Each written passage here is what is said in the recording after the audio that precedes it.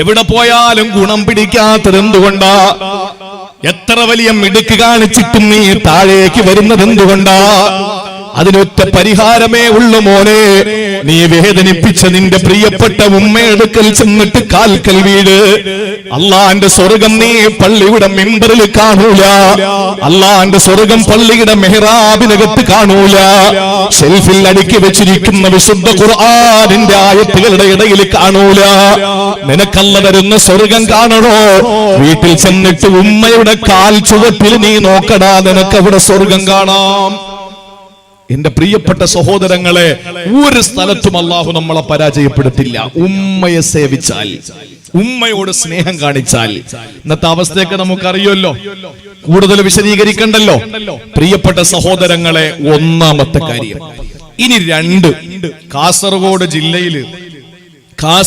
ജില്ലയില് നമുക്കറിയുന്നത് പോലെ ഈ അടുത്ത സമയത്ത് ഒരുപാട് പ്രശ്നങ്ങൾ, ഒരുപാട് വാർത്താ മാധ്യമങ്ങളിൽ ഇടം പിടിച്ച, നവമാധ്യമങ്ങളിൽ വളരെ വെണ്ടയ്ക്ക് നിരത്തി എഴുതപ്പെട്ട ഒരുപാട് വിഷയങ്ങൾ കാസർഗോഡ് ജില്ലയിൽ ഉണ്ടായല്ലോ. കാസർഗോഡ് ടൗണും ഒക്കെ ആയിട്ട് ബന്ധപ്പെട്ട്, അതൊന്നും ഞാൻ പറയുന്നില്ല. ഈ വിഷയങ്ങളൊക്കെ നമ്മൾ മനസ്സിലാക്കുമ്പോ ഉമ്മയെ ഖിദ്മത്ത് ചെയ്യുന്ന, ഉമ്മയെ സേവിക്കുന്ന ഒരു മനുഷ്യന്, മകന് അള്ള കൊടുക്കുന്നത് ഒരു സ്ഥലത്തും പരാജയപ്പെട്ടു പോകില്ല എന്ന് മാത്രമല്ല, ഒരു പാപവും നീ ചെയ്യേണ്ടി വരൂല. അതാണ് രണ്ടാമത്തെ. നീ എന്തുകൊണ്ട് കള്ളു കുടിക്കുന്നു? നിന്റെ ഉമ്മയുടെ ഏതോ ഒരു പൊരുത്തക്കേട് നിന്റെ ജീവിതത്തിലുണ്ട്. മക്കൾ നന്നാകാൻ ഉമ്മയോളം ഒരു ദുആയും പള്ളിയിലെ ഉസ്താദ് ചെയ്താലും ഇനി ആര് ചെയ്താലും തന്റെ പെറ്റുമ്മ ദുആരക്കുന്നതോളം ഒരു മക്കൾക്കും വേറെ കിട്ടാനില്ല. നിങ്ങൾക്ക് യോജിക്കാം, വിയോജിക്കാം. എന്റെ പ്രിയപ്പെട്ടവരെ, ഇതെന്റെ വാക്കല്ല. വിശുദ്ധ ഖുർആൻ മറ്റൊരു പ്രവാചകനെ പരിചയപ്പെടുത്തി. ആരാന്നറിയോ? മഹാനായ യഹ്യാ നബി അലൈഹിസ്സലാം. യഹ്യാ നബി അലൈഹിസ്സലാം സക്കരിയ നബി അലൈഹിസ്സലാമിന്റെ പ്രിയപ്പെട്ട പൊന്നുമോനല്ലേ മഹാനായ യഹ്യാ നബി അലൈഹിസ്സലാം. യഹ്യാ നബി അലൈഹിസ്സലാമിനെ പറ്റി അല്ലാഹുവിന്റെ വിശുദ്ധ ഖുർആൻ പറയുകയാ, വബർറം ബിവാലിദൈ. യഹ്യാ നബി അലൈഹിസ്സലാം മാതാപിതാക്കൾക്ക് ഗുണം ചെയ്യുന്നവരാ, മാതാപിതാക്കൾക്ക് സേവനം ചെയ്യുന്നവരാ, മാതാപിതാക്കളെ സ്നേഹിക്കുന്നവരാ. അതുകൊണ്ട് അല്ലാഹു കൊടുത്ത സമ്മാനം എന്തെന്നറിയോ? വലം യകുന ജബ്ബാറൻ അസിയാ. അതേ മറിയം സൂറത്തിൽ കാണാ, വലം യകുന ജബ്ബാറൻ അസിയാ. യഹ്യാ നബി അലൈഹിസ്സലാം ഒരു പാപിയെ ആയിട്ടില്ല, ഒരു പാപം ചെയ്യുന്നവനായിട്ടില്ല, ധിക്കാരം പ്രവർത്തിക്കുന്നവനായിട്ടില്ല, ദൈവധിക്കാരിയായി മാറിയിട്ടില്ല. പാപങ്ങളൊന്നും യഹ്യാ നബി ചെയ്തിട്ടില്ല. എന്തുകൊണ്ടെന്നറിയോ? ക്വാളിറ്റി അല്ല പറഞ്ഞത് വബർറം ബിവാലിദൈ. മാതാപിതാക്കൾക്ക് ഗുണം ചെയ്തത് കൊണ്ടാണത്രേ. ഒരിക്കൽ അത്വാ ഇബ്നു യസാർ റളിയല്ലാഹു തആല അൻഹു പറയുകയാണ്, മഹാനായ ഇബ്നു അബ്ബാസ് റളിയല്ലാഹു അൻഹുവിന്റെ മുമ്പിലേക്ക് ഒരാൾ കടന്നു വരികയാ. ഇതിന്റെ പ്രിയപ്പെട്ട സഹോദരങ്ങൾ വളരെ ശ്രദ്ധയോടെ കേൾക്കുക. കാലഘട്ടത്തിന്റെ കുത്തൊഴുക്കിനെതിരെ നമ്മൾ നീന്തേണ്ടവരാണ്. എന്തുകൊണ്ടെന്നറിയോ? കാലം ഇങ്ങനെ ഒഴുകുന്നതനുസരിച്ച് നമ്മൾ ഒഴുകാ പാടില്ല. നമ്മൾ പറയും നാടോടും പോലെ നമ്മളും ഓടണമല്ല. പ്രിയപ്പെട്ടവരെ, നമുക്കതിൽ ആത്മാവില്ലാത്തത് കൊണ്ടാ, നട്ടല് നഷ്ടപ്പെട്ടതിന്റെ പേരിലാ, ജീവൻ നഷ്ടപ്പെട്ടതിന്റെ പേരിലാ. കണ്ടിട്ടില്ലേ മലവെള്ളപ്പാച്ചിൽ വരുമ്പോൾ എത്രയോ ടൺ ഭാരമുള്ള ആനകൾ പോലും ചത്തിട്ടിങ്ങനെ കൂടെ ഒഴുകി വരുന്നത് കണ്ടിട്ടില്ലേ? എത്ര ടൺ ഭാരമാണ് ആനയ്ക്കുള്ളത്? ആ ആന മലവെള്ളത്തിലൂടെ ഇങ്ങനെ ഒലിച്ചൊലിച്ച് വരുന്ന നിങ്ങൾ കണ്ടിട്ടുണ്ടല്ലോ. എന്നാൽ പ്രിയപ്പെട്ട സഹോദരങ്ങളെ, മലവെള്ളപ്പാച്ചിൽ ഒഴുകി വരുന്ന വെള്ളത്തിലൂടെ, അതല്ലെങ്കിൽ കളകളാരവും മുഴക്കുന്ന അരുവികളിലൂടെ, അതാ ഒരു അരഗ്രാം പോലും ഇല്ലാത്ത പരൽ മത്സ്യങ്ങൾ തിരികെ നീന്തുന്നത് കണ്ടിട്ട് കണ്ടിട്ടുണ്ടോ? വെള്ളത്തിന്റെ ഒഴുക്കിനെതിരെ നീന്തി പോകുന്നത് കണ്ടിട്ടില്ലേ? അത് എന്തുകൊണ്ടാണ്? ആ ടെൻ കണക്കിന് ഭാരമുള്ള ആന ഒഴുകി വരുന്നത്, വെള്ളത്തോടൊപ്പം ഒഴുകി വരുന്നത് ആ ആനയ്ക്ക് ജീവനില്ലാത്തതിന്റെ പേരിലാ. പക്ഷേ ഒഴുക്കിനെതിരെ നീന്തുന്ന 1 ഗ്രാം പോലും ഇല്ലാത്ത മത്സ്യമുണ്ടല്ലോ, പരൽ മത്സ്യം, അതിന് ജീവനുള്ളത് കൊണ്ടാ.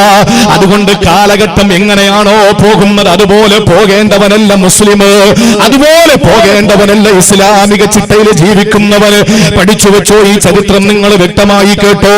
മഹാനായ യഹ്യാ നബി അലൈഹിസ്സലാം മാതാവിന് ഗുണം ചെയ്തതിന്റെ പേരിൽ, പിതാവിന് ഗുണം ചെയ്തതിന്റെ പേരിൽ അല്ലാഹു പറയുന്നു വലം യകുന ജബ്ബാറൻ അസിയാ. ഒരു പാപവുമായി യഹ്യാ നബി ചെയ്തില്ലത്രേ. അതാ ഇബ്നു യസാർ റളിയല്ലാഹു അൻഹു പറയുകയാണ്, ഇബ്നു അബ്ബാസ് റളിയല്ലാഹു അൻഹുവിന്റെ മുമ്പിൽ ഒരാൾ കടന്നു വരികയാ. ഈ ചരിത്രം കാസർഗോഡ് ജില്ലക്കാര് നല്ലപോലെ ഒന്ന് മനസ്സിലാക്കണേ. ഒരാൾ കടന്നു വന്നിട്ട് പറയുന്നു, ഇബ്നു അബ്ബാസ് തങ്ങളെ, ഞാനൊരു പെണ്ണിനെ വല്ലാതെ ഇഷ്ടപ്പെട്ടു, ആ പെണ്ണിനെ കല്യാണം കഴിക്കണമെന്ന് വല്ലാത്ത മോഹം വന്നു. അങ്ങനെ ഞാൻ അവളുടെ അടുക്കൽ ചെന്നിട്ട് വിവാഹാലോചന നടത്തുകയാ. അവള് പറഞ്ഞു, പറ്റൂല, എനിക്കതിൽ താല്പര്യമില്ല. ഞാൻ വളരെ സങ്കടത്തോടെ തിരികെ വന്നു. ഞാൻ കരുതിയത് അവൾക്കിപ്പോൾ വിവാഹത്തിന് തയ്യാറല്ല എന്നാണ്. പക്ഷേ ഞാൻ പോയതിനു ശേഷം മറ്റൊരു ചെറുപ്പക്കാരൻ വന്ന് ആലോചന നടത്തി. അവൾ അനുവദിച്ചു, അവൻ അവളെ കല്യാണം കഴിച്ചു. എനിക്ക് സഹിക്കാൻ പറ്റിയില്ല ഇബ്നു അബ്ബാസ് തങ്ങളെ. ഞാൻ ഒരുപാട് മോഹിച്ച ഒരു പെണ്ണ്, ആ പെണ്ണിനെ എനിക്ക് കിട്ടിയില്ല. അവള് മറ്റൊരുത്തനെ കല്യാണം കഴിച്ചത് എനിക്ക് സഹിക്കാൻ പറ്റിയില്ല. എന്താ ഞാൻ ചെയ്തതെന്നറിയോ? ഇബ്നു അബ്ബാസ് തങ്ങളോട് പറയുകയാണ്, ആ പെൺകുട്ടിയെ ഞാൻ അങ്ങ് കൊന്നു. ഇബ്നു അബ്ബാസ് തങ്ങളെ, പ്രേമനൈരാശ്യത്തിന്റെ പേരിൽ പെൺകുട്ടിയുടെ മുഖത്താസിട്ടൊഴിച്ചതല്ലേ സാക്ഷര കേരളം.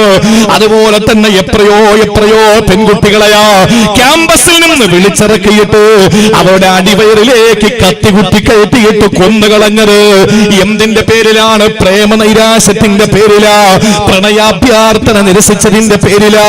ഇവിടെയും അത് തന്നെയാ സംഭവിച്ചത്. ഇബ്നു അബ്ബാസ് തങ്ങളെന്ന സഹാബിയുടെ മുമ്പിൽ വന്നിട്ട് ഒരാള് പറയുകയാണ്, ആ പെണ്ണിനെ ഞാൻ അങ്ങ് കൊന്നു. അള്ളാഹുവിന്റെ പരിശുദ്ധമായ കോടതിയിൽ ഞാൻ പോകണമല്ലോ. ഇബ്നു അബ്ബാസ് തങ്ങളെ, ഹല്ലി തൗബാ, എനിക്ക് പശ്ചാത്താപം കിട്ടുമോ? ഒരു പെണ്ണിനെ സ്നേഹത്തിന്റെ പേരിൽ കൊന്നുകളഞ്ഞതിന്റെ പേരിൽ എനിക്ക് മാറണമെന്ന ചിന്തയുണ്ട്.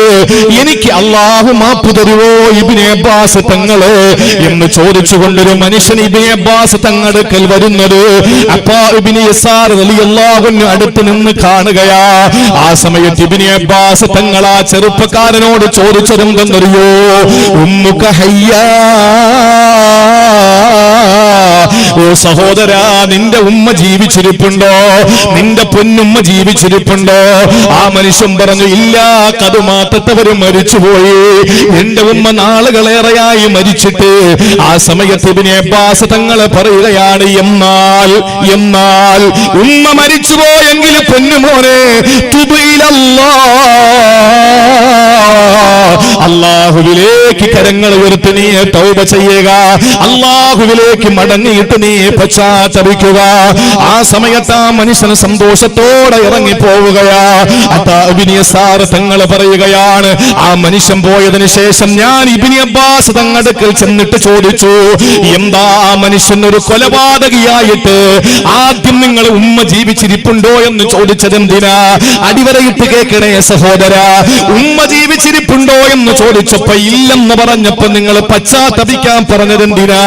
ആ സമയത്താണ് ഇബ്നു അബ്ബാസ് തങ്ങൾ ഇബ്നു യസാറിനോട് പറഞ്ഞതെന്തെന്നറിയോ? ഇന്നി ലാ അഅലമു അമലൻ അഖറബ ഇലല്ലാഹി മിൻ ബിർരിൽ വാലിദാ. ഉമ്മയോട് ഗുണം ചെയ്യുന്നതിനേക്കാ കരണീയമായ അഭികാമ്യമായ ഒരു അമലും എനിക്കറിയില്ല. ഉമ്മായോട് കരുണ കാണിക്കുന്നതിനേക്കാൾ ഒരു വലിയ നന്മ എനിക്കറിയില്ല. ആ മനുഷ്യൻ ചെയ്ത കൊടിയ പാപമാണ്. അതിന് പരിഹാരം ഉമ്മയോട് കാണിക്കേണ്ട കരുണയാണ്.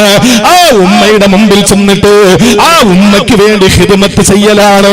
പക്ഷെ ഉമ്മ മരിച്ചില്ലേ, പിന്നെ തൗബയല്ലാതെ വേറെ വഴിയില്ലല്ലോ. പ്രിയപ്പെട്ടവരെ, അതാണ് യഹ്യാ നബി അലൈഹിസ്സലാമിനെ പറ്റി അല്ലാഹ് പറഞ്ഞത്. വബർറം ബിവാലിദൈ, മാതാപിതാക്കൾക്ക് ഗുണം ചെയ്ത യഹ്യാ നബി അലൈഹിസ്സലാം വലം യകുന ജബ്ബാറൻ അസിയാ, അല്ലാഹുവിനോടും അടിമകളോടും ധിക്കാരം പ്രവർത്തിക്കുന്നവനായില്ല. ഞാനൊന്ന് പറയട്ടെ സഹോദരങ്ങളെ, ഇവിടെ നേരത്തെ പലരും പറഞ്ഞല്ലോ, സോഷ്യൽ മീഡിയയിൽ വൈറലായി കൊണ്ടിരിക്കുകയാണ് ഒരു വിവാഹത്തിന്റെ കഥ. ഞാൻ സ്ഥലം പറയുന്നില്ല, പേടിച്ചിട്ടല്ല. എന്തിനാണ് അതിനെപ്പറ്റി പറഞ്ഞ് സമയം നഷ്ടപ്പെടുത്തുന്നത്?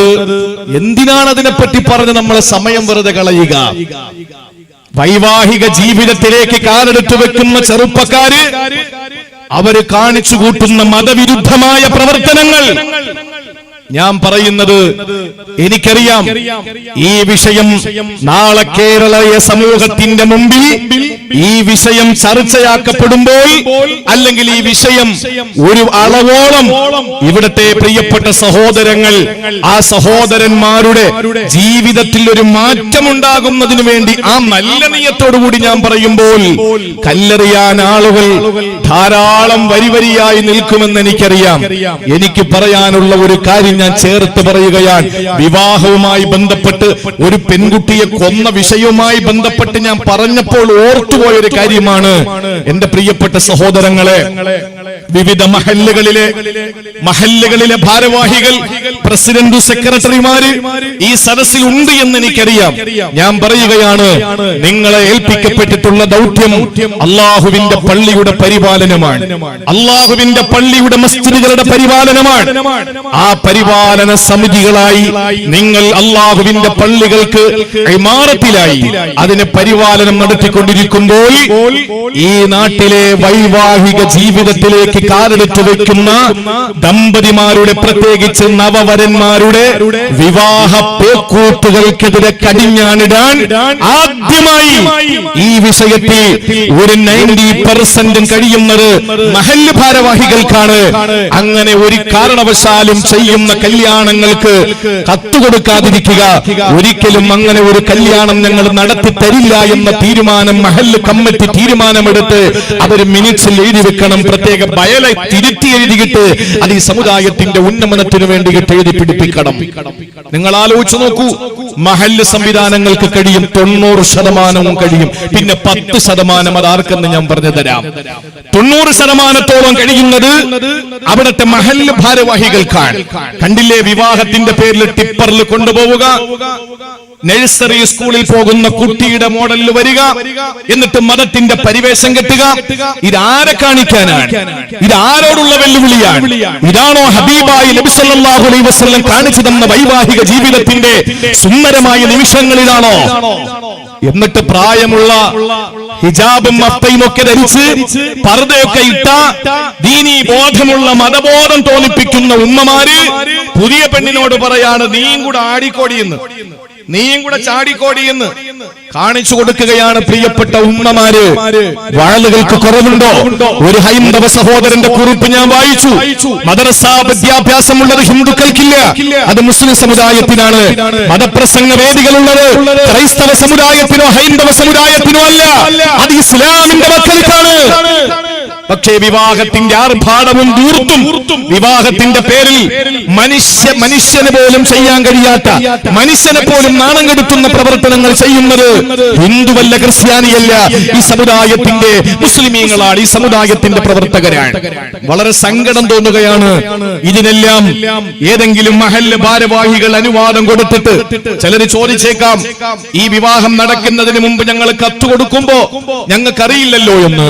പക്ഷേ നിർബന്ധമായും അവരോട് പറയാം, ഇസ്ലാമിന് നിരക്കാത്ത എന്തെങ്കിലും നിങ്ങളുടെ ഭാഗത്ത് നിന്നുണ്ടായാൽ ഈ മഹല്ല് നിങ്ങൾക്കെതിരെ ശക്തമായ നടപടിയെടുക്കുമെന്ന് പറയാൻ മഹല്ല് ഭാരവാഹികൾക്ക് ചങ്കൂറ്റമുണ്ടാകണം, അതിനുള്ള നട്ടെല്ലുണ്ടാകണം. അല്ലെങ്കിൽ ഇമാറത്തെന്ന സുന്ദരമായ പരിപാവനമായ ആ പദവി ഒഴിഞ്ഞിട്ട് അതിന് കഴിയുന്ന ചൊണക്കുട്ടികളായ ചെറുപ്പക്കാർക്ക് വിട്ടുകൊടുക്കണം. ഞാൻ അർത്ഥശങ്കക്കിടയില്ലാതെ പറയുകയാണ്. ഒരു കാരണവശാലും അനുവദിക്കരുത്. ഒരുപാട് മാറിപ്പോയി. എത്ര കോവിഡും പ്രളയവും എന്തൊക്കെ വന്നാലും പഠിക്കാത്ത ഒരു നാണംകെട്ട സമുദായത്തിന്റെ പ്രതിനിധികളായി പോയല്ലോ. സങ്കടം തോന്നുകയാ. ഇനി 10% കഴിയുന്നത് ആർക്കെന്നറിയോ? പള്ളിയിലെ ഇമാമിയങ്ങൾക്കാൽ, മഹല്ല് ഇമാമിയങ്ങൾക്കാൽ. ഞാനും ഒരു മഹല്ലത്തിലെ ഇമാമ. ഞാൻ പറയുന്നു, ശക്തമായി ജുമുഅ പ്രഭാഷണങ്ങളിൽ ഉണർത്തണം, കുടുംബ ക്ലാസുകളിൽ ഉണർത്തണം. ഞാൻ അങ്ങനത്തെ ഒരു നിക്കാഹിന് പങ്കെടുക്കൂല. ഏതെങ്കിലും ഒരു വിവാഹത്തിന് പോകുമ്പോൾ ഇതുപോലുള്ള പേക്കൂട്ടുകൾ കാണുന്നെങ്കിൽ ഞാനിതാ ഈ കാണുന്നത് എന്റെ രാജിയാണ് എന്ന് പറഞ്ഞിട്ട് ആ വിവാഹ പന്തലിൽ വെച്ച് രാജി എഴുതി കൊടുക്കാൻ ചങ്കൂട്ടവും നട്ടെല്ലും പണ്ഡിതന്മാരും കാണിക്കേണ്ട അവസാന നിമിഷമാണിത്. അവരെ കൊണ്ട് കഴിയും. ഒരു നാട് നന്നാകണമെങ്കിൽ 2 കൂട്ടം ആളുകൾ കരുതണം. ഒന്ന് അൽ ആലിം, ഒന്ന് ഉലമാ വൽ ഉമറാ. അവിടുത്തെ പരിപാലന സമിതി ഭാരവാഹികളടക്കമുള്ള അവിടുത്തെ ഉമറാക്കളും അവിടുത്തെ പണ്ഡിതന്മാരും. എന്റെ പ്രിയപ്പെട്ടവരെ, ഏറ്റവും പ്രധാനമായി ഈ സമുദായം ചെയ്യേണ്ട ഏറ്റവും വലിയ ഉത്തരവാദിത്വം ഇതാണ്. അത് മറക്കരുത്.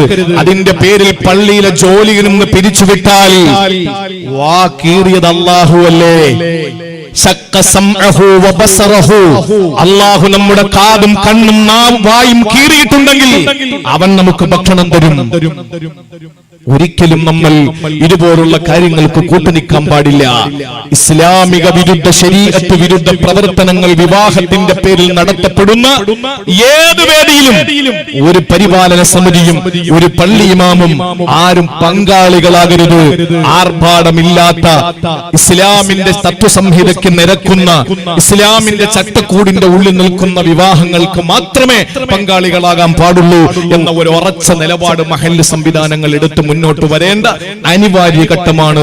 അല്ലാഹു അമൽ ചെയ്യാനുള്ള തൗഫീഖ് നൽകി അനുഗ്രഹിക്കുമാറാവട്ടെ. അതുകൊണ്ട് പ്രിയപ്പെട്ട സഹോദരങ്ങളെ, ഒരു പാപവും നമുക്ക് ചെയ്യേണ്ടി വരൂല. പാപം ചെയ്ത് വന്നവനോട് ഇബ്നു അബ്ബാസ് തങ്ങൾ ചോദിക്കുക, ഉമ്മ ഉണ്ടോ? ഉമ്മയില്ല, മരിച്ചു. എന്നാ പിന്നെ തൗബ ചെയ്യും. അപ്പൊ ഉമ്മ ഉണ്ടെങ്കിലാ നീ ചെന്നിട്ട് ഉമ്മാക്ക് ഖിദ്മത്ത് ചെയ്യും. അപ്പോ ഒരു തെറ്റും നിന്റെ ജീവിതത്തിൽ ഇനി വരില്ല.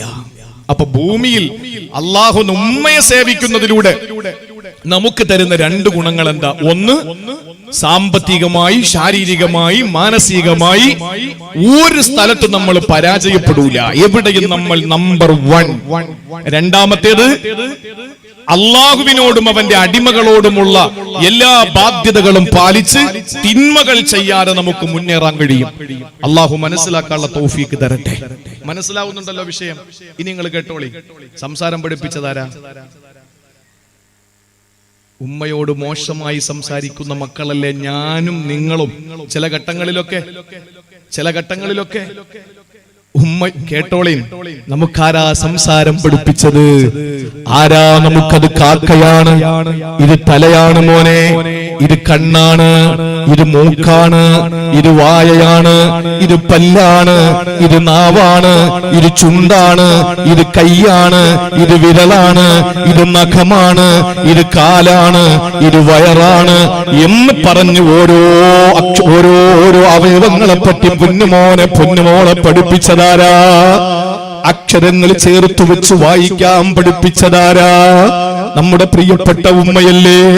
ആ പ്രിയപ്പെട്ട ഉമ്മയുടെ മുഖത്ത് നോക്കിയിട്ട് ചീത്ത പറയുന്ന മക്കൾ, അക്ഷരം പഠിപ്പിച്ച, സംസാരിക്കാൻ പഠിപ്പിച്ച എന്റെ പൊന്നുമോന് വിക്കുണ്ടോ എന്ന് സംശയമുണ്ട് എന്നതിന്റെ പേരിൽ ആരൊക്കെയോ പറഞ്ഞ് ആയുർവേദ കടകളിൽ ചെന്ന്, ഷോപ്പിൽ ചെന്ന് വയമ്പ് വാങ്ങിക്കൊണ്ടുവന്ന് ആ വയമ്പും അതിമധുരവും കൂടിയിട്ട് കൂട്ടിക്കുഴച്ച് ഒരു ചെറിയ മരുന്നുണ്ടാക്കിയിട്ട് ആ വിരൽ കൊണ്ട് നിന്റെ നാവിലേക്ക് തൊട്ടുവെച്ച് നിന്റെ സംസാരം ക്ലിയറാക്കി തന്ന നിന്റെ ഉമ്മയുണ്ടല്ലോ, ആ ഉമ്മയുടെ മുഖത്ത് നോക്കിയിട്ട് നീ തെറി വിളിക്കുമ്പോൾ, ആ ഉമ്മയുടെ മുഖത്ത് നോക്കിയിട്ട് നീ മോശമായ വാക്കുകൾ പറയുമ്പോൾ, എന്റെ പ്രിയപ്പെട്ട പൊന്നുമോനെ, അള്ളാഹുവിന്റെ വിശുദ്ധ ഖുർആനിൽ നേരത്തെ ഞാൻ ഓതിയ ആയത്തിന്റെ അവസാന ഭാഗത്തുള്ള ഒരു കാര്യം പറയുന്നുണ്ട്. എന്താണെന്നറിയോ?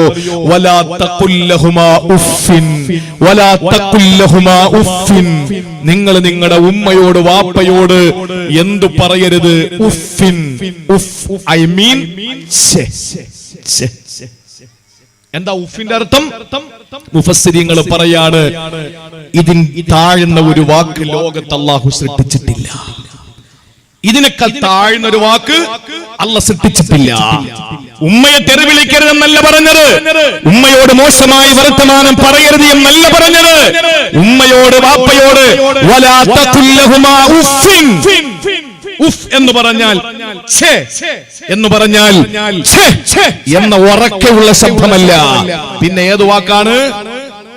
നിങ്ങൾ ചെയ്യണ്ടായിരുന്നല്ല, നിങ്ങൾ ചെയ്യത്തെന്താ ഉമ്മ വാപ്പ, നിങ്ങളത് ചെയ്ത ശരിയായില്ലല്ലോ, മോശമായി പോയി, ഈ വാക്ക് നീ പറയരുത് എന്നാണ്. അല്ലാതെ ഉഫിൻ എന്ന് പറയുമ്പോൾ അപ്പിച്ചത്തിൽ എന്ന വാക്കല്ല, മറിച്ച് നിങ്ങൾ ചെയ്യണ്ടായിരുന്നല്ലോ, അത് മോശമായി പോയല്ലോ, നിങ്ങൾ എന്താ അങ്ങനെ കാണിച്ചത്, എന്താ വാപ്പങ്ങൾ ഇങ്ങനെ കാണിച്ചത്, നമുക്കൊന്നും ചെയ്യാൻ പറ്റാത്ത കാര്യമായി പറയുന്നത്.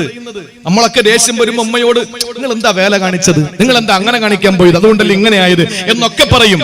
ആ ഒരു വാക്ക് പോലും നിന്റെ ഉമ്മയുടെ മുഖത്ത് നോക്കി വാപ്പയുടെ മുഖത്ത് നോക്കി പറയരുത് എന്ന് പഠിപ്പിച്ചത് വിശുദ്ധ ഖുർആനാ. അതും അല്ലാഹുവിന്റെ വിധിയാണ്, അവന്റെ യഥാർത്ഥ വിധിയാണ്. ഒരാൾക്കും അപ്പീൽ പോകാൻ കഴിയാത്ത വിധിയാണ്. മാതാപിതാക്കളോട് ഛേ എന്ന വാക്കുപോലും നീ പറയരുത് എന്ന് നിങ്ങൾക്കറിയോ? ഒരു കാര്യം കേട്ടോ, ഒരു ചരിത്രം കേട്ടോ. മഹാനായ ഇമാം ഇബ്നു ഔൻ റളിയല്ലാഹു തആല അൻഹു ആരാണെന്നറിയോ? സഹോദരങ്ങളെ, ബസറയിലെ വലിയ പണ്ഡിതനാണ്. ബസറ എന്ന നാട്ടിലെ വലിയ പണ്ഡിതനാണ് ഇബ്നു ഔൻ റളിയല്ലാഹു അൻഹു. ഇബ്നു മുബാറക് തങ്ങൾ പറയുകയാണ്, ഈ ഇബ്നു ഔൻ എന്ന് പറയുന്ന വലിയ മഹാൻ മാ റഅയ്തു മുസല്ലി അദ്ദേഹത്തോളം നമസ്കാരമുള്ള ഒരാളെ ഞാൻ എന്റെ ജീവിതത്തിൽ കണ്ടിട്ടില്ല. അദ്ദേഹത്തോളം നമസ്കാരമുള്ള ഒരാളിനെ ഞാൻ എന്റെ ജീവിതത്തിൽ കണ്ടിട്ടില്ല. പ്രിയപ്പെട്ട സഹോദരങ്ങളെ, ചിന്തിച്ചു നോക്കണേ നിങ്ങൾ. മഹാനായ ഇബ്നു മുബാറക് തങ്ങളാണ് പറയുന്നത്, ഈ ഇബ്നു ഔൻ റളിയല്ലാഹു അൻഹുവിനോളം നിസ്കാരമുള്ള, ഇത്രത്തോളം സുന്നത്ത് നിസ്കരിക്കുന്ന, ഇപ്പത്തോളം നമസ്കാരത്തിൽ കൃത്യത പുലർത്തുന്ന, ഇപ്പത്തോളം ധാരാളമായി സുന്നത്ത് നിസ്കരിക്കുന്ന ഒരാളെ ഞാൻ കണ്ടിട്ടില്ല. ഈ ഇബ്നു ഔൻ റളിയല്ലാഹു അൻഹു ഒരിക്കൽ ഉമ്മായ വിളിച്ചു, ഉമ്മി എന്ന് വിളിച്ചപ്പോൾ ആ ഉമ്മ ഉടനെ ഉമ്മ ഉത്തരം കൊടുക്കുകയാ. ഉമ്മ ഉടനെ വിളി കേട്ടു, മോനെ എന്താ? ഒരിക്കൽ ഉമ്മയാണ് ഉമ്മ വിളിച്ചു മോനെ മോനെ എന്ന് ഉറക്കെ വിളിച്ചപ്പോൾ ഇബ്നു ഔൻ റളിയല്ലാഹു അൻഹുവിനെയാണ് വിളിക്കുന്നത്. ഇബ്നു ഔൻ റളിയല്ലാഹു അൻഹു എന്ന ബസറയിലെ പണ്ഡിതനാണ്. ആ പണ്ഡിതൻ മാത്രമല്ല, ഏറ്റവും കൂടുതൽ സുന്നത്ത് നിസ്കാരം നിർവഹിക്കുന്ന ഇബ്നു മുബാറക് തങ്ങളുടെ വാക്ക് കടമെടുത്താൽ ഇപ്പത്തോളം സുന്നത്ത് നിസ്കാരം നിർവഹിക്കുന്ന ഒരാളിനെ ദുനിയാവിൽ ഞാൻ കണ്ടിട്ടില്ല. ആ മഹാനായ ബസറയിലെ പണ്ഡിതനെ ഉമ്മ വിളിച്ചതെന്താണ്? പൊന്നുമോനെ ഇബ്നു ഔനേ. വിളിച്ച ഉമ്മാക്ക് മറുപടിയായി മഹാനായ ഇബ്നു ഔൻ റളിയല്ലാഹു അൻഹു തിരിച്ചു മറുപടി കൊടുത്തു. വിളി കേട്ടത് ഫഅലാ സൗതഹു സൗതഹാ, ഫഅലാ സൗതഹു സൗതഹാ. ഉമ്മയേക്കാൾ വലിയ ഉച്ചത്തിലാണ് മോൻ മറുപടി കൊടുത്തത്. ഉമ്മ വിളിച്ച ശബ്ദത്തെക്കാൾ വലിയ ശബ്ദത്തിൽ മോന് മറുപടി കൊടുത്തു. ഇത് ഇബ്നു ഔൻ റളിയല്ലാഹു അൻഹുവിനെ സഹിച്ചില്ല. പടച്ചവനെ, ഞാൻ എന്തായി കാണിച്ചത്? എന്റെ ഉമ്മ എന്നെ വിളിച്ചത് പതിഞ്ഞ സ്വരത്തിലാണല്ലോ. ഞാൻ ഉമ്മാക്ക് വിളിക്കുത്തരം കൊടുത്തത്, ഉമ്മാക്ക് മറുപടി കൊടുത്തത് വലിയ ശബ്ദത്തിലാണല്ലോ. എനിക്ക് സഹിക്കാൻ പറ്റുന്നില്ല റബ്ബേ. ആ ഒരു ചിന്തയോടെ ഇബ്നു ഔൻ റളിയല്ലാഹു അൻഹു എന്താ ചെയ്തതെന്നറിയോ? എന്താണെന്നറിയോ? എന്റെ പ്രിയപ്പെട്ട ബോവിക്കാനത്തുകാരാ, എന്നെ കേൾക്കുന്ന മുസ്ലിമീങ്ങളെ, ഇബ്നു ഔൻ എന്ന നമ്മുടെ നേതാവ് ഉമ്മ വിളിച്ചപ്പോൾ ഉമ്മ വിളിച്ച ശബ്ദത്തെക്കാൾ വലിയ ശബ്ദത്തിൽ മറുപടി കൊടുത്തു പോയതിന്റെ പേരിൽ മഹാനവറുകൾ ബസറയിലെ വലിയ പണ്ഡിതനാണ്. ആ മനുഷ്യൻ ചെയ്തത് എന്തെന്നറിയോ? മഹാനവറുകൾ ചെയ്തത് ഓടി വന്ന് മാർക്കറ്റിലേക്ക് ഇറങ്ങുകയാ. എന്നിട്ട് 2 അടിമകളെ വാങ്ങുകയാ. 2 അടിമകളെ വില കൊടുത്തിട്ട് വലിയ വില കൊടുക്കണം അടിമകളെ വാങ്ങാ. എന്നിട്ട് എന്റെ ഉമ്മ വിളിച്ചപ്പോൾ ആ മറുപടി കൊടുത്ത ശബ്ദമൊന്ന് ഉയർന്നു പോയതിന്റെ പേരിൽ 2 അടിമകളെ മോചിപ്പിക്കുകയാ. വില കൊടുത്തിട്ട് 2 അടിമകളെ മോചിപ്പിച്ചിട്ട് കഫാറത്ത് ചെയ്യുകയാ.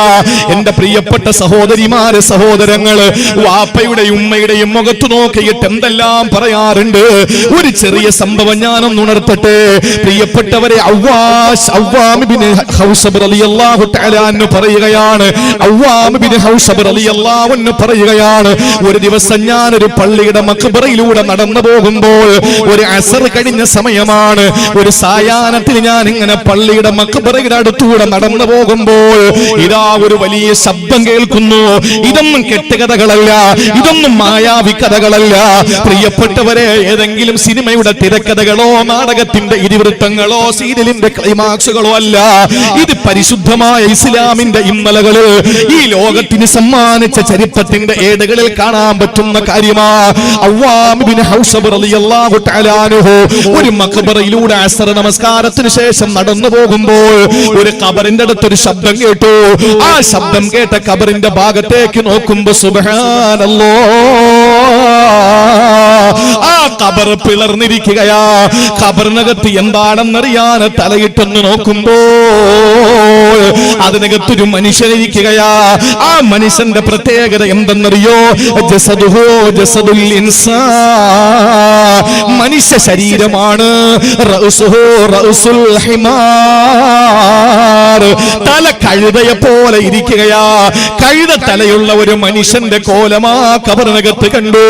അത്ഭുതപ്പെട്ടുകൊണ്ട് അവ്വാം ഇബ്നു ഹൗസബ് റളിയല്ലാഹു അൻഹു പേടിച്ചു നിൽക്കുമ്പോൾ അതുവഴി ഒരു സ്ത്രീ പോവുകയാണ്. ആ സ്ത്രീ ഇതെല്ലാം പലപ്പോഴും കാണുന്നവളായിരിക്കാം. അതുകൊണ്ട് ഭയമില്ല, അതുകൊണ്ട് സംഭീതയായില്ല, അതുകൊണ്ട് പരിഭ്രമചിത്തയായില്ല, അതുകൊണ്ട് വിഷാദ വിഷണ്ണയായില്ല, അതുകൊണ്ട് വ്യാകുല വിഹ്വലയായില്ല.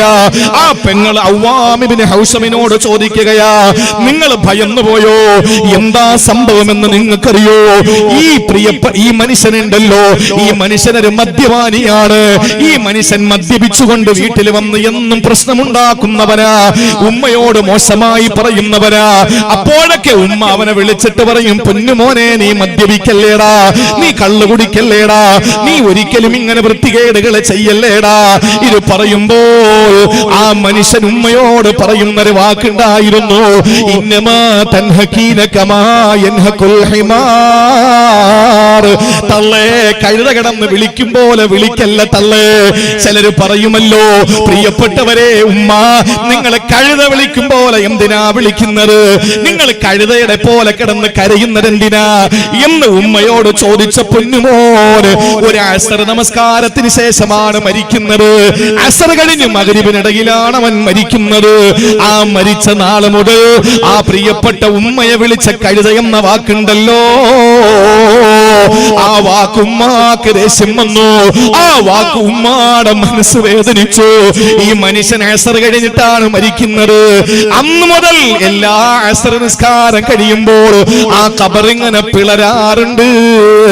അതിനകത്ത് ആ മോൻ കിടന്ന് വിളിക്കാറുണ്ട്. 3 പ്രാവശ്യം കഴുതയുടെ ശബ്ദമാ. നോക്കുമ്പോൾ കഴുതയുടെ മുഖമുണ്ട്, മനുഷ്യ ശരീരമാ. എന്നിട്ട് ആ ഖബർ പഴയതുപോലെ ആകുന്നു. ചിന്തിച്ചു നോക്കണേ പ്രിയപ്പെട്ട സഹോദരങ്ങള്, ഉമ്മയുടെ മുഖത്ത് നോക്കിയിട്ട് ഉമ്മ ഉപദേശിക്കുമ്പോ, മോനെ നല്ലതുപോലെ പഠിക്കടാന്ന് പറയുമ്പോ, എന്താ നിങ്ങൾക്ക് നിങ്ങളുടെ ജോലി നോക്കിക്കൂടെ? അല്ലെങ്കിൽ മോനെ നീ നിന്റെ കൂട്ടുകെട്ട് ശരിയല്ലടാ. അപ്പൊ ഉമ്മാടെ മുഖത്ത് നോക്കിയിട്ട്, ഉമ്മ നിങ്ങൾക്ക് നിങ്ങളുടെ ജോലി നോക്കിക്കൂടെ? വാപ്പാടെ ജോലി നോക്കിക്കൂടെ? എന്റെ കാര്യത്തിൽ നിങ്ങൾ എന്തിനാണ് ഇടപെടുന്നതെന്ന് ചോദിക്കുന്ന തണ്ടിയും തടിയും വന്നപ്പോ, ചോരയും നീരും വന്നപ്പോ, പൊന്നുമോനെ നിനക്ക് പറയാൻ തോന്നിയല്ലോ. ആരോടാടാ നീ സംസാരിച്ചത്? ആരുടെ മുഖത്ത് നോക്കിയിട്ടാണ് നീ നിങ്ങൾക്ക് നിങ്ങളുടെ ജോലി ചെയ്തൂടെ എന്ന് ചോദിച്ചത്? അന്ന് അവരുടെ ജോലി ചെയ്തിരുന്നെങ്കിൽ ഇന്ന് നീ എന്ന് പറയുന്നവൻ ഉണ്ടാകൂലല്ലോ. പക്ഷെ അവര് നിന്നെ പൊന്നുപോലെ വളർത്തിയതല്ലേ. ഗർഭിണിയായ ഒരു പെണ്ണിനോട് ചോദിച്ചു നോക്ക്, അവള് പ്രഗ്നന്റ് ആയി കഴിഞ്ഞാൽ ആ പ്രഗ്നൻസി പീരീഡിലുണ്ടല്ലോ, അവളുടെ ഡെലിവറി നടക്കുന്നത് വരെ ഒരു പനി വന്നാലും അവൾ ചുക്ക് കാപ്പി കുടിച്ചിട്ട് അവൾ ആവി പിടിച്ചിട്ട് അവൾ എന്തെങ്കിലുമൊക്കെ ചെറിയ മരുന്ന് പുരട്ടിയിട്ട് അവളെ ഗുളിക കഴിക്കാതെ സൂക്ഷിക്കുന്നവളാ. എന്തുകൊണ്ടെന്നറിയോ? എനിക്ക് വല്ലാത്ത പെയിൻ ഉണ്ട്, എന്റെ ബോഡി വല്ലാത്ത പെയിനാണ്. പക്ഷെ ഞാനെങ്ങാനും ടാബ്ലറ്റ് കഴിച്ചാൽ, മെഡിസിൻ കൂടുതൽ കഴിച്ചാൽ എന്റെ വയറ്റിൽ കിടക്കുന്ന കുഞ്ഞിന് വൈകല്യം വരുവോ? എന്റെ വയറ്റിൽ കിടക്കുന്ന കുഞ്ഞിന് എന്തെങ്കിലും പ്രോബ്ലം വരുവോ എന്ന് ഭയന്നുകൊണ്ട് എത്രയോ ഗർഭിണികളായ പെണ്ണുങ്ങൾ, എത്രയോ ഗർഭവതികളായ സഹോദരിമാര് വല്ലാതെ രോഗം വന്നാലും മരുന്ന് കഴിക്കാറ് അതും കൊണ്ടിങ്ങനെ നടക്കുമെന്നറിയോ? അവർക്കൊരു സ്കാൻ ചെയ്യാൻ പേടിയാ, അവർക്ക് അവരുടെ വയറ് പരിശോധിക്കാൻ തന്നെ പേടിയാ. അവരൊരു ഒരു വലിയ ചാല് കടന്നു പോകൂല, അവരൊരു വലിയ സ്റ്റെപ്പ് കയറൂല, അവര് പിന്നെ വലിയ ബസ്സുകളിലൊന്നും കയറൂല, കട്ടറുള്ള റോഡുകളിലൂടെ അവര് യാത്ര പോകൂല. അവരുടെ മനസ്സിലുള്ള ചിന്ത എന്താണ്? അവരൊരു കല്യാണത്തിന് പോകൂല, മരണ വീട്ടിൽ പോകൂല, ഷോപ്പിങ്ങിന് പോകൂല, നോമ്പ് പിടിക്കൂല, അവർക്ക് കുനിഞ്ഞു റുക്കോഉം സുജൂദും ചെയ്യാൻ പറ്റൂല. അവർ ചിന്തിക്കുന്നത് റബ്ബേ എന്റെ വയറ്റിൽ കിടക്കുന്ന കുഞ്ഞിനെന്തെങ്കിലും ബാധിക്കുവോ? ആ പേടിയോടെ നൊന്ത് പ്രസവിച്ച നിങ്ങളെയല്ലേ പൊന്നു ചെറുപ്പക്കാരാ, ഇന്നലെയും നീ എത്രയോ പ്രാവശ്യം നിന്റെ ഉമ്മയോട് കയറിട്ടിട്ടുണ്ട്. ഇന്ന് വരുമ്പോഴും ഉമ്മയോട് വാപ്പയോട് കയറിട്ടിട്ടുണ്ടാവൂലേ? എന്നാ നിങ്ങൾക്കറിയോ, ഉമ്മയോടുള്ള സ്നേഹത്തിന്റെ ഏറ്റവും വലിയൊരു ഉദാഹരണം ഞാൻ പറയാ. മഹാനായ ഹസനുൽ ബസ്രി റളിയല്ലാഹു തആല അൻഹു, ഇമാം ഹസനുൽ ബസ്രി റളിയല്ലാഹു തആല അൻഹു ഉമ്മയോടൊപ്പം ഇരുന്ന് ഭക്ഷണം കഴിച്ചിട്ടില്ല, പൊന്നുമ്മയോടൊപ്പം ഇരുന്ന് ഭക്ഷണം കഴിക്കൂല. ചോദിച്ചു ശിഷ്യന്മാരിൽ ഒരാള്, നിങ്ങളെന്തേ ഉമ്മയോടൊപ്പം ഇരുന്ന് ഭക്ഷണം കഴിക്കാത്തത്? ഹസൻ ബസ്രി തങ്ങളുടെ മറുപടി എന്തെന്നറിയോ? ഹസൻ ബസ്രി റളിയല്ലാഹു അൻഹുവിന്റെ മറുപടി എന്തെന്നറിയോ? എന്റെ ഉമ്മ ഭക്ഷണത്തിലിരിക്കുന്ന ഏതെങ്കിലും ഒന്ന് ആഗ്രഹിച്ചെന്നിരിക്കും, അത് കഴിച്ചെങ്കിൽ കൊള്ളാമെന്ന്. ആ സമയത്ത് ഞാൻ അറിയൂലല്ലോ, അത് ഞാനെടുത്തറിയാതെ കഴിച്ചു പോയാലോ? എന്റെ ഉമ്മ ആഗ്രഹിച്ചത് എന്റെ ഉമ്മാക്ക് കിട്ടാറ് അത് ഞാനെടുത്തങ്ങ് തിന്നാലോ? അതുകൊണ്ട് എന്റെ ഉമ്മാക്ക് ഉമ്മ കഴിക്കാനിരിക്കുന്ന സമയത്ത് ഞാൻ കൂടെ ഇരിക്കൂല. കാരണം എന്റെ ഉമ്മ ഇഷ്ടപ്പെട്ടത് ഞാൻ അറിയാതെ എടുത്തങ്ങ് തിന്നുപോയാലോ? ഇത് പറഞ്ഞതാരാണ്? ഹസനുൽ ബസ്രി റളിയല്ലാഹു തആല അൻഹു ആണെങ്കിൽ സഹോദരങ്ങളെ, നമുക്ക് മാതൃകയാരാ? ഉമ്മാനെ പടിയടച്ച് പിണ്ടം വെക്കാ, ഉമ്മായ വീട്ടിൽ നിന്ന് പുറത്തിറക്കാൻ വേണ്ടിയിട്ട് എല്ലാ നിലയിലും ഒത്താശകൾ ചെയ്തു കൊടുത്ത് ഒരു സന്ദേശത്തിലൂടെ ലോകത്തിന് പഠിപ്പിച്ചു കൊടുക്കുന്ന സിനിമക്കാരെയല്ല മാതാവിനെ തല്ലി പുറത്താക്കാ, എന്നിട്ട് കരയുന്ന കണ്ണുനീർ തുള്ളികള് അടുത്ത ആഴ്ചത്തെ സീരിയലിൽ ബാക്കി കാണിക്കാമെന്ന് പറഞ്ഞിട്ട് ഒരു ക്ലൈമാക്സ് ഇട്ടിട്ട് മുസ്ലിം പെണ്ണുങ്ങളെ വഴിതെറ്റിക്കുന്ന സീരിയൽ സംവിധാനങ്ങളുടെ നടീനടന്മാരല്ല, അതല്ലെങ്കിൽ മറ്റേതെങ്കിലും നടന്മാരല്ല.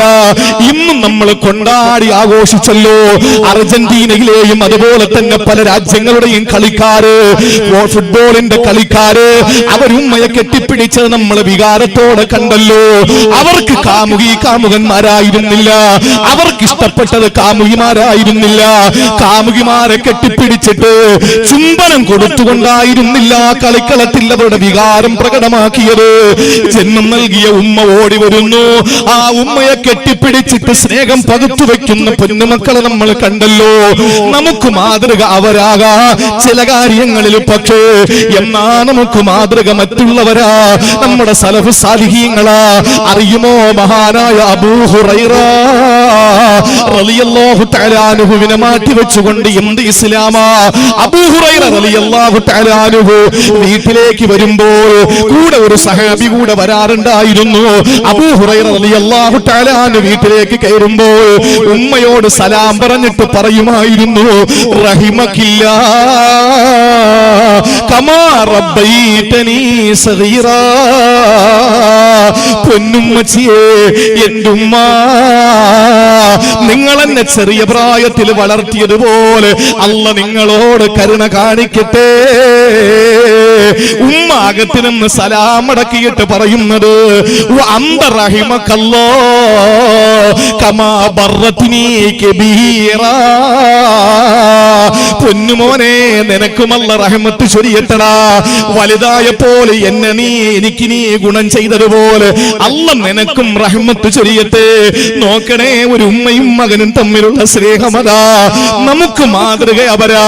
വീട്ടിൽ സലാം ചൊല്ലി കയറുമ്പോൾ ഉമ്മ നിങ്ങൾക്ക് റബ്ബ് കരുണ ചൊരിയട്ടെ, നിങ്ങൾ എന്നെ ചെറുതിലെ നല്ലതുപോലെ നോക്കിയല്ലോ. ഉമ്മ പറയുന്നു മോനെ നിനക്കും അല്ലാഹു കരുണ ചൊരിയട്ടടാ. വലുതായപ്പോ നീയും എന്നെ നോക്കുന്നില്ലേടാ.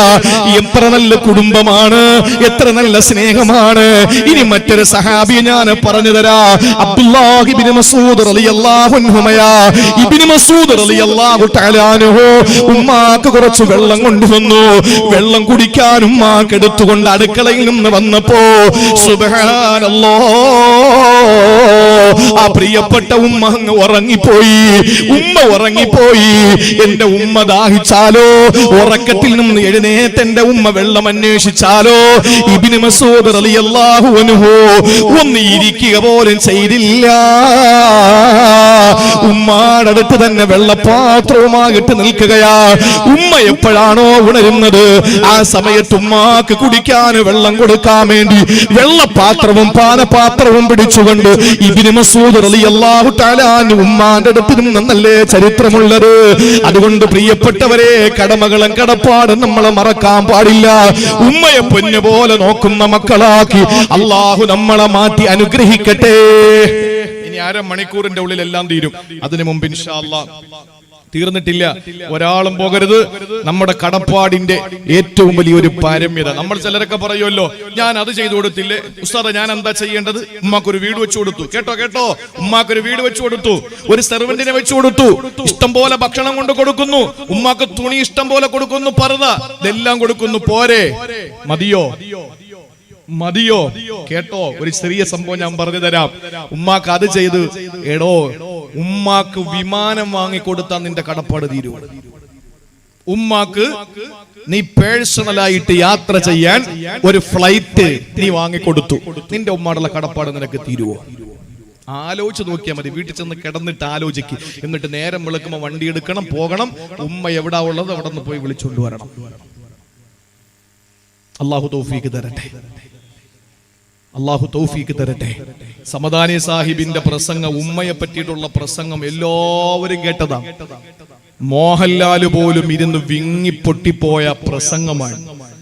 ഉമ്മയെ പറ്റി പറയുമ്പോ ആരൊക്കെ ഉമ്മ വാപ്പ ആരെന്ന് സംശയം ഉണ്ടാവും അല്ലേ? ഉമ്മ പറയാനടാ നീ ഒന്നും ചിന്തിക്കരുത്, ഇതിന്റെ വാപ്പ അതല്ല എന്ന് പറഞ്ഞാൽ നമുക്ക് സംശയമായില്ലേ? ആയില്ലേ? പക്ഷെ ഉമ്മയെ മാറ്റാൻ പറ്റുമോ? ഉമ്മയെ മാറ്റാൻ പറ്റുമോ? നിങ്ങളൊന്ന് ചിന്തിച്ചു നോക്കിയേ. ഉമ്മ എന്ന് പറയുന്ന ഒരു സംഗതി ഇല്ല എന്ന് നമുക്ക് പറയാൻ പറ്റും? ഇല്ല. ഉമ്മ ഇല്ലാതെ ഒരാളും ഉണ്ടാവൂല. വാപ്പ ഇല്ലാതെ ചിലപ്പോ ഉണ്ടാവൂലേ? വാപ്പ ഇല്ലാതെ ഉണ്ടാവൂലേ? ഒരുത്തന്റെ ബീജം എടുത്ത് എവിടെന്നെങ്കിലും ഒരുത്തന്റെ ബീജം എടുത്ത് ഇല്ലേ കുത്തി വെച്ചു കൊടുത്താൽ, പക്ഷെ ഇത് എവിടെയെങ്കിലും 9 മാസം കിടക്കണ്ടേ?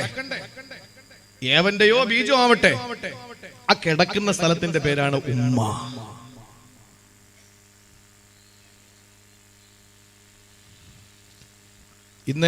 ഇന്നലെ 14-ാം തീയതി എല്ലാരും പശുവിനൊക്കെ മുത്തം കൊടുത്തെന്ന് തോന്നുന്നില്ല, ഇരിക്കുന്ന ഇരിപ്പ് കണ്ടിട്ട്. ഭാര്യയ്ക്ക് മുത്തം കൊടുക്കുന്നു, ഭാര്യയ്ക്ക് മുത്തം കൊടുക്കുന്നു, ഭർത്താവിന് മുത്തം കൊടുക്കുന്നു, വാപ്പാക്ക് മുത്തം കൊടുക്കുന്നു, ഉമ്മാക്ക് മുത്തം കൊടുക്കുന്നു, മക്കൾക്ക് മുത്തം കൊടുക്കുന്നു, ഉസ്താദിന് മുത്തം കൊടുക്കുന്നു, ശിഷ്യന്മാർക്ക് മുത്തം കൊടുക്കുന്നു, കമ്മിറ്റിക്കാർക്ക് മുത്തം കൊടുക്കുന്നു. നല്ല പിരിവ് പിരിച്ചു കൊടുത്താൽ ഉസ്താദിനെ കമ്മിറ്റിക്കാർ മുത്തുന്നു. ഈ മുത്തം അങ്ങോട്ടും ഇങ്ങോട്ടും ഒക്കെ നടക്കുകയാണല്ലോ. ഈ മുത്തം കൊടുക്കുന്ന ചുംബനത്തിന് മറ്റൊരു പേര് പറയ്. ഉമ്മ. എന്താ വാപ്പ എന്ന് പറഞ്ഞ? ഞാനൊക്കെ വാപ്പാരട്ടെ എന്നാരെങ്കിലും ചോദിക്കോ? ഞാൻ നിനക്കൊരു ഭാര്യ തരട്ടാ എന്ന് ചോദിക്കോ? ഞാൻ നിനക്കൊരു ഭർത്താവിനെ തരട്ടാന്ന് ചോദിക്കോ? ചോദിക്കുന്ന എന്താ? ഞാൻ നിനക്കൊരു ഉമ്മ തരട്ടെ. അപ്പോ ഒരു മനുഷ്യൻ മറ്റൊരു മനുഷ്യനെ സ്നേഹിക്കുമ്പോൾ ആ സ്നേഹം ഒന്ന് പ്രകടമാക്കണമല്ലോ. നമ്മളിപ്പോ കുഞ്ഞുങ്ങളെ കണ്ട് ആ കുഞ്ഞുങ്ങളോട് നമുക്ക് വല്ലാത്തൊരു ഇഷ്ടം, കൈ ഇങ്ങനെ നമുക്ക് വല്ലാതെ വരികയാണ്. ആ സ്നേഹം എവിടെയെങ്കിലും ഒന്ന് ഇറക്കി വെക്കണമല്ലോ. അതിന് നമ്മൾ ചെയ്യുന്ന എന്താ? പറയേ പിരിച്ചു തരാം, പറ, എടുത്തൊരു മുത്തം കൊടുക്കും. അപ്പൊ നമ്മുടെ സ്നേഹം അങ്ങോട്ട് ഇറക്കി വെക്കാനുള്ള ഒരു ഉപാധി, അല്ലെങ്കിൽ ഒരു റീസൺ, ഒരു ഇറക്കി വെക്കാനുള്ള എന്താണ് ഒരു കാരണം, അല്ലെങ്കിൽ ഇറക്കി വെക്കാനുള്ള ഒരു അവസ്ഥയ്ക്ക് പറയുന്ന പേരാണ് ഒരു മുത്തം, ഒരു ചുംബനം. നമുക്കൊരു എന്തെങ്കിലും സാധനം കിട്ടി, അല്ലെങ്കിൽ ഇപ്പൊ ജിഫ്രി മുത്തുക്കോയ തങ്ങൾ വന്നിട്ട് പോയി. ജിഫ്രി മുത്തുക്കോയ തങ്ങൾ വന്നപ്പോ സന്തോഷം കൊണ്ട് നമ്മൾ എന്താ ചെയ്ത? കടയിൽ നിന്ന് കുറച്ച് ബേക്കറി വാങ്ങിച്ചു കൊടുക്കുക ചെയ്തത് അല്ല. അദ്ദേഹം വന്ന സന്തോഷം സെക്രട്ടറി രേഖപ്പെടുത്തി. ഈ അല്ലമീന്റെ പ്രവർത്തകരെ അഭിനന്ദിക്കുന്നു എന്ന് പറഞ്ഞു സയ്യിദുൽ ഉലമയെ ഈ ബോവിക്കാനത്ത് കൊണ്ടുവന്നതിന്റെ പേരിൽ അഭിനന്ദിക്കുന്നു എന്ന് പറഞ്ഞു. പക്ഷേ ആ അഭിനന്ദനം നിങ്ങൾ പ്രകടമാക്കിയത് എങ്ങനെയാണ്? അപ്പൊ ഇവിടെ ഉണ്ടായിരുന്നവര് തങ്ങളെ കൊണ്ടുവന്ന് എവിടെയെങ്കിലും കൊണ്ടുവന്ന് കേട്ടിട്ട് എന്തെങ്കിലും കാണിച്ചു കൊടുത്താണോ? ഒന്നുമല്ല. ആ കൈ പിടിച്ച് മുത്തിയപ്പോൾ നമ്മുടെ ആ വികാരം അങ്ങ് അടങ്ങി, സന്തോഷം രേഖപ്പെടുത്തി. ഇതാണല്ലോ.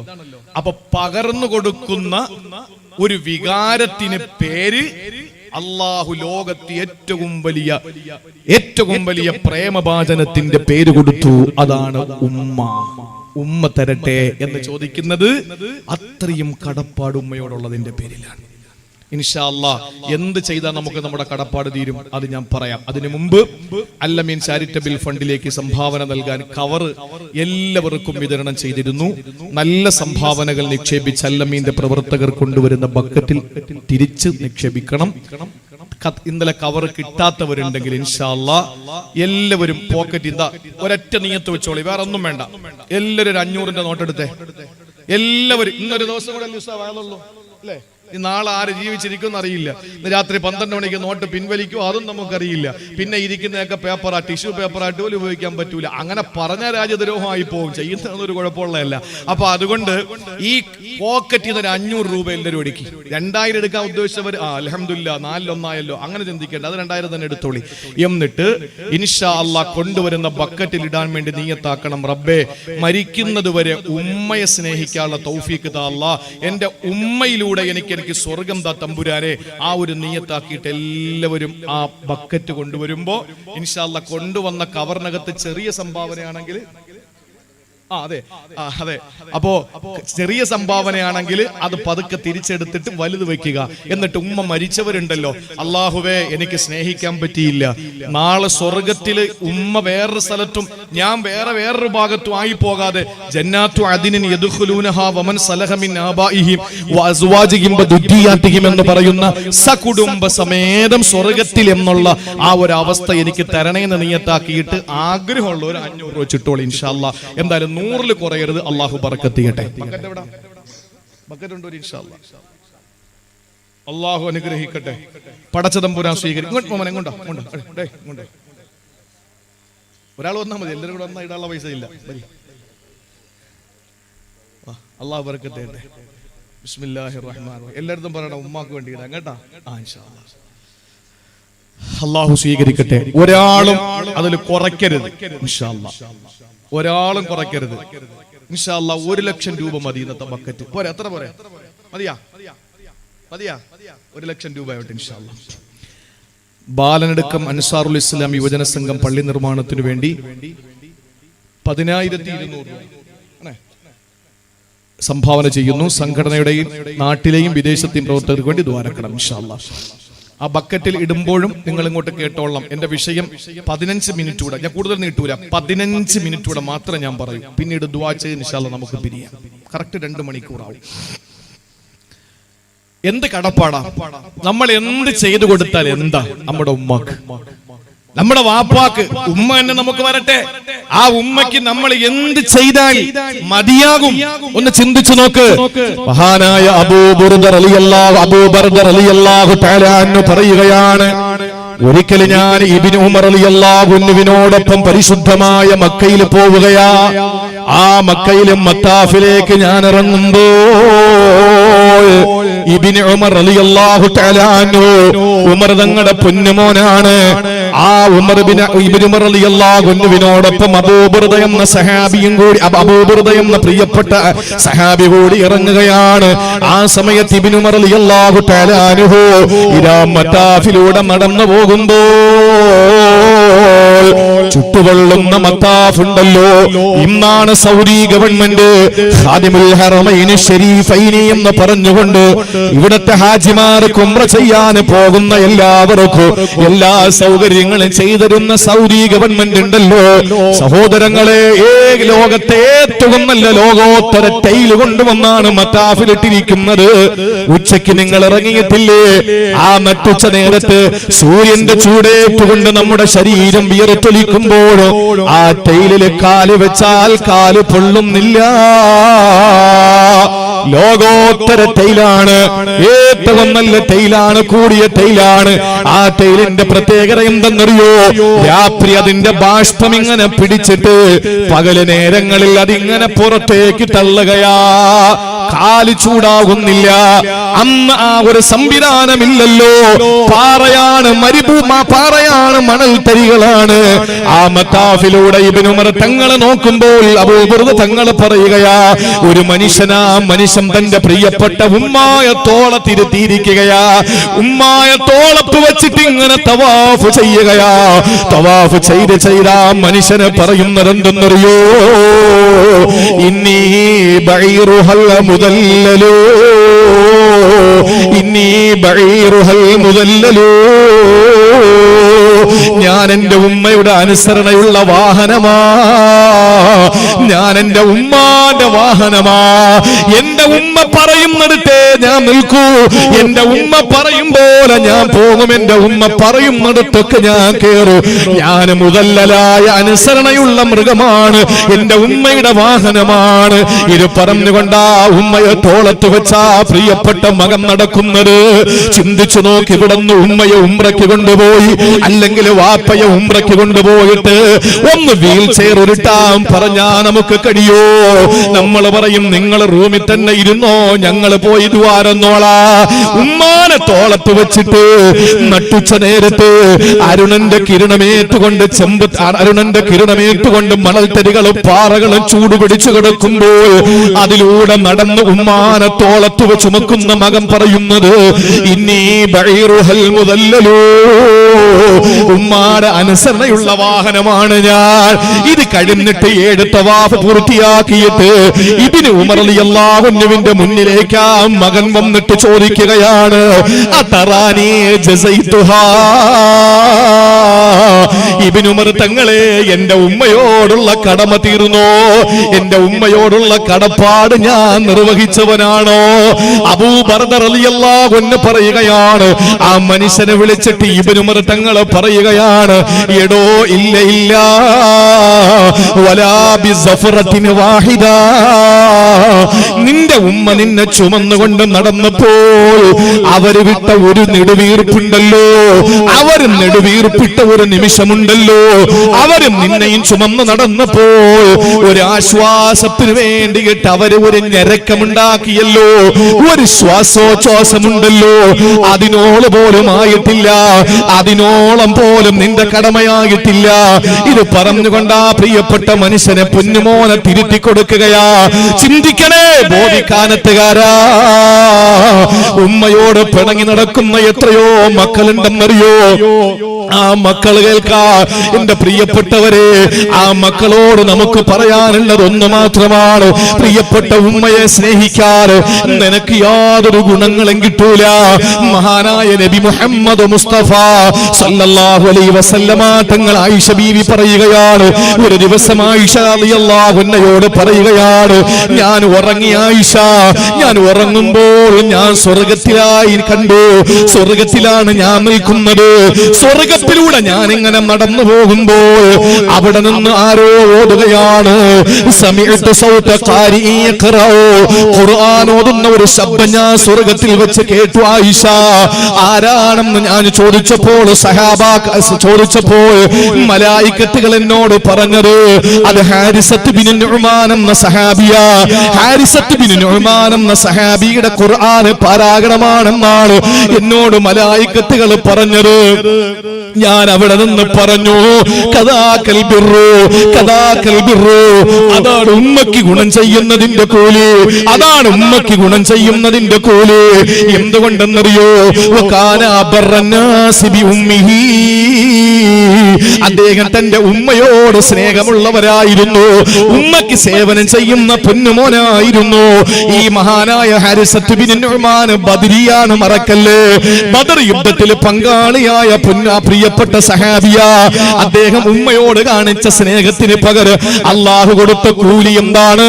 അഷ്റഫുൽ ഖൽഖ് സല്ലല്ലാഹു അലൈഹി വസല്ലം സ്വർഗ്ഗത്തിലൂടെ ഉലാത്തുമ്പോ അവിടെ ഇരുന്ന് ഖുർആൻ ഓതുന്നത് കേൾക്കുന്നതാ. പ്രിയപ്പെട്ടവരെ, നമ്മൾ എന്താണോ കൊടുക്കുന്നത് അത് തന്നെ നമുക്ക് കിട്ടും.